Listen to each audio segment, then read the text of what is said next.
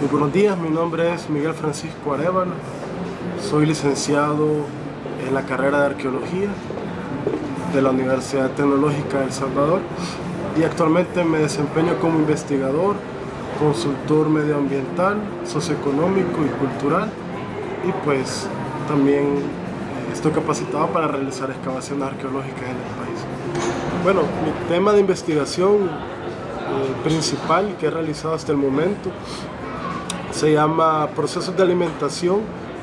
o de preparación de alimentos en la cocina de Joya de Serén desde una visión materialista de la historia.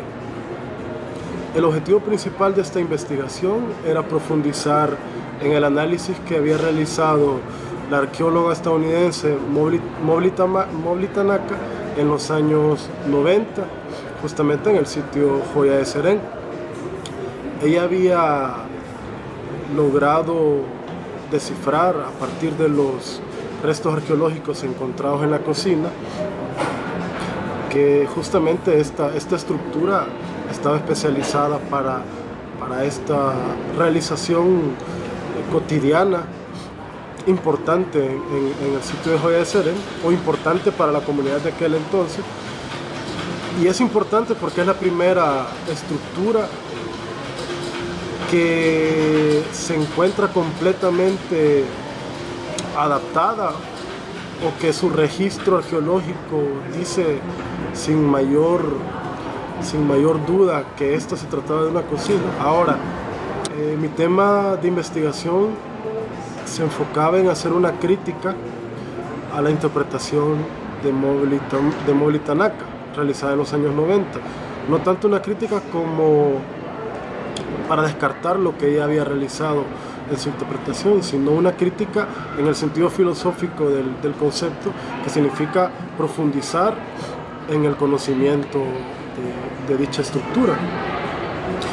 Es por esto que, basado en algunos conceptos no propios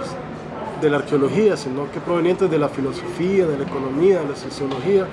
sobre todo con enfoque materialista, es que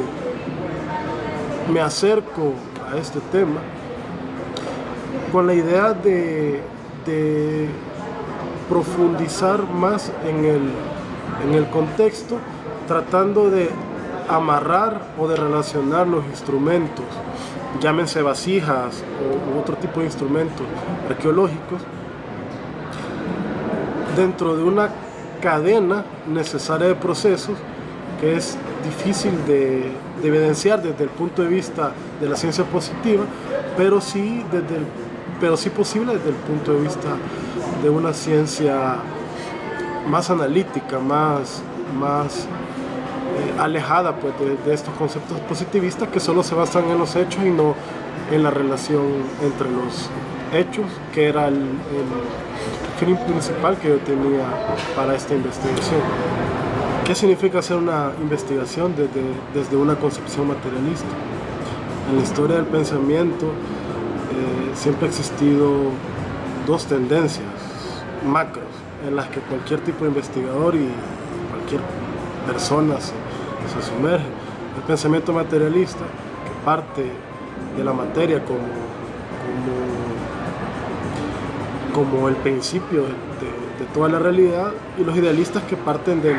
cuestiones metafísicas como el pensamiento,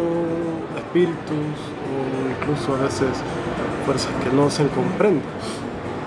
para comprender la realidad.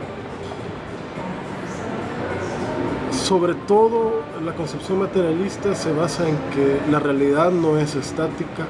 y no es siempre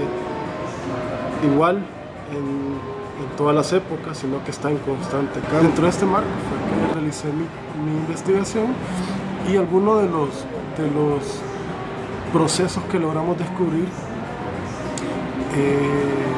pues estaban completamente afianzados con las evidencias que estaban dentro del contexto, y una de las más importantes quizás fue visualizar el proceso de nixtamalización. La nixtamalización es un proceso necesario que se hace hoy en día, pero que se tuvo que haber hecho en aquel entonces, y de hecho hubo evidencia para llegar a esta afirmación, que se trata de agregar cal al maíz que se cuece, justamente porque el maíz, al no agregarle este compuesto, se hace difícil de digerir y crea una condición en el cuerpo que se llama pelagra, que es una enfermedad pues directa del consumo del maíz cuando no se hace de esta manera. Mowgli Tanaka había observado en una de las vasijas que contenía maíz una especie de tela blanca, mencionaba ella, solo que no profundizó en eso.